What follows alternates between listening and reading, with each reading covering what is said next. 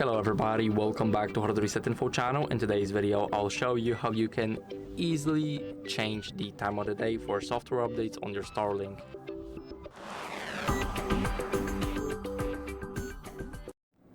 So first, open up the Starlink app on your device and scroll to the bottom until you see settings.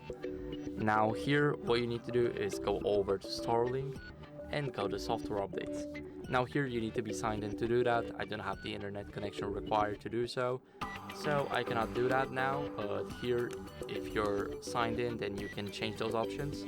Basically you can change it to when the Starlink will automatically reboot to install those updates, so it can be overnight, in the morning, afternoon, or the evening.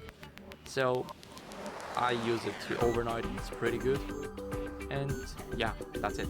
Thank you guys for watching. Make sure to leave a like, subscribe, and see you next time. Bye.